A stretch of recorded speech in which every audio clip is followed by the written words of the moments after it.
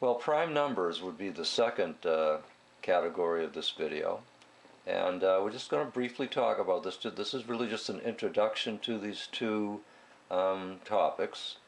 And prime numbers are interesting numbers. And what makes them special? Well, maybe we can figure out by looking at the fact that in the white boxes are found all of the square numbers from 1 to 100. 100 isn't, and 1 isn't, for a very special reason. Of course, I haven't really told you what prime numbers are yet. Excuse me, prime numbers we're talking about. And so therefore you probably don't really know what makes these special, because one of the things that makes them special makes them a prime number. Well, let's sort of just keep that in our mind for a while and talk about the fact that each of these numbers can only be multiplied by itself to get that number as a result of a multiplication problem. In other words, they don't have any other factors besides 1 in themselves. Now you can take 2, multiply 1 by 2, and you'll get 2, but there's no other set of factors that will do that. It'll work for 3. 1 times 3 makes 3. Now I know you can turn them around, but they'd still be the same numbers. 3 times 1 makes 3. Still a 3 and a 1. But there's no other set of factors. Now when we get to 4, we get to a number that is not prime. We call it a composite number. Most numbers are composite, as we can see here. So why isn't it a prime number? It has factors of 1 times itself. 1 times 4 makes 4, but it also has another set. And of course you probably know it's 2 times 2. So because it's 2 times 2, that would make it a square number, but it would not make it a prime number. 5 is a prime number. 1 times 5 makes 5, but we can't think of any other set of numbers. As the numbers get higher, the chances of having other factors, you can see, are much greater. Now 6 is not a prime number, because 2 times 3 will make 6 when we multiply them, and 1 times 6 will make 6 when we multiply it. 7 does fall into that category, and let's go on and talk some more about it. So here is the summary. Each one of the prime numbers that are in white here, and there's only a few of them when we get up into the higher numbers. You can see that in the last 20 counting numbers from 81 to 100, there's only 3. But in the first 20 counting numbers, we had 1, 2, 3, 4, 5, 6, 7, 8 of them. So there's reasons why, as you get higher into the numbers, there's less likelihood of them being a prime number, because there's other possibilities. For instance, 77, you might say, well, that looks like a prime number, but it's not, because 7 times 11 makes 77, so that once you have another set of factors other than 1 times itself, then it is out of the running to be a prime number. So let's just keep that in mind.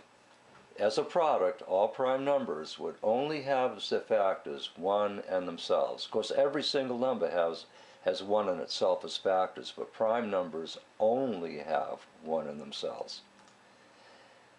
Okay, here's a couple of examples of 1 times 2 makes 2, but nothing else does. 1 times 13 makes 13, but that's it. Nothing else will get you 13, not multiplying anyway with whole numbers. Well, here's some tricks when you're a young student. Now, I was told when I was in school, look, if you want to know if a number's a prime number or not, try dividing certain numbers into the number and see if it comes out or not. And if you can't divide it in, then chances are it's a prime number. But there are some easy tricks that will save you the time to do all that dividing. And let's start off with the first one, which is one that eliminates over half the numbers after itself. We know 2 is a prime number, but the fact that all even numbers after 2 have 2 as one of their factors means that we can eliminate every single even number in the whole universe of numbers from ever being a prime number, because we know that we can divide it equally by 2. That means 2 times something equals that number. So that's one way. If you had a big list of numbers, you could go through and cross out all the even numbers. Not 2 though, because 2 is so small it only has 1 on itself as factors. Okay, so that's a pretty easy one, and that's a good one to remember. You know, if you have an even number, you know automatically it's divisible by 2, and automatically it cannot be a prime number. Well, the 3 rule, not quite as defined. Again, you could just see if you could divide 3 into the number, and if the numbers are low enough in the 3's multiplication table, well, you probably could do it. But a little trick if the numbers are a little bit higher is that, and let's see if we can make sense. Sometimes when I first say this to students, it doesn't make sense. But if you take the sum of a number's digits, and that equals a number divisible by 3, then 3 is one of its factors. And I know that sounds like a lot, so let's just take an example. Here we have the number 363, and the question is that number divisible by 3? Well, if we take this little rule, this little trick, if we add up, this is what the sum of the digits mean. We add the 3 plus the 6 plus the 3, the hundreds place, the tens place, the ones place. And that so happens to equal 12. And in our head, we could easily tell that 12 is divisible by 3 because 12 divided by 3 is 4. 4 times 3 makes 12. So if that's the case with the result of the sum of the digits, then that's also going to be the case. You could divide it to find out for sure. But it's also going to be the case for the number you started off with. 361 is divisible by 3.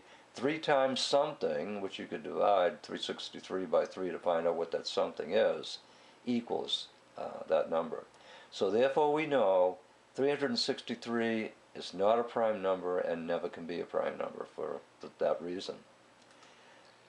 Here's a real simple rule for everybody that can count by 5, knows this rule, I hope. Well, if you don't know the rule, you probably actually do know the rule, but you never thought of it before.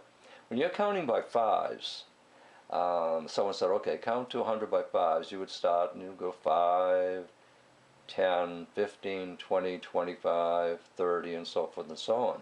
And every one of those numbers that you counted would either end in a 5 or end in a 0. End in a 5, end in a 0. End in a 5, and etc. means and so on and so on and so on forever.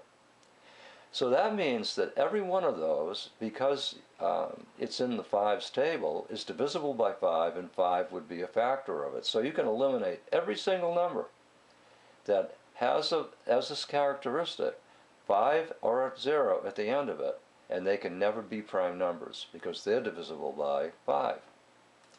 All right, here's a tough one, and again, you might want to just revert to, you might think it's easier to just say, all right, I'm going to just divide 7 into the number and see if it comes out evenly. If it doesn't, then 7's not a factor of it. Here is a little trick that works, though. You might want to use this now, or if you have a little trouble understanding it, you'll definitely want to use it later on because it's one of those really good divisibility tricks. A number is divisible by 7, which means 7 would be one of its factors, and therefore it could not be a prime number if you can do the following with the numbers. And again, the example will probably show it best, but I'll just give it to you in words first. You double the last digit of a number. You subtract that doubled digit answer from the digits that remain.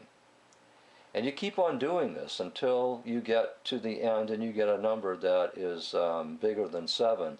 And if when at the end you get a number that's divisible by 7, then 7 is divisible into the big number that you started off with. And I picked a big number. Here it is, 3,101. All right, now following this little trick of, here's the last digit. We're going to double it. Okay, we're going to make it 2. We're going to take the rest of the number, because we got these digits are left, 310, subtract 2 is 308. Okay, here's the last digit. We're going to do this step again. We're going to double it to 16 and subtract it from what's left. It's just these 2 digits now. 30 subtract 16 is 14, and lo and behold, how about that?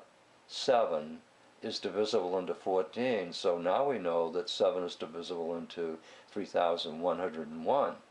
And so therefore, that's a good rule, and it works, and it's helpful when you get into bigger numbers. Well, that's going to be the end of this very brief video on identifying square numbers and prime numbers. And in time, it's going to be a pretty good thing to know.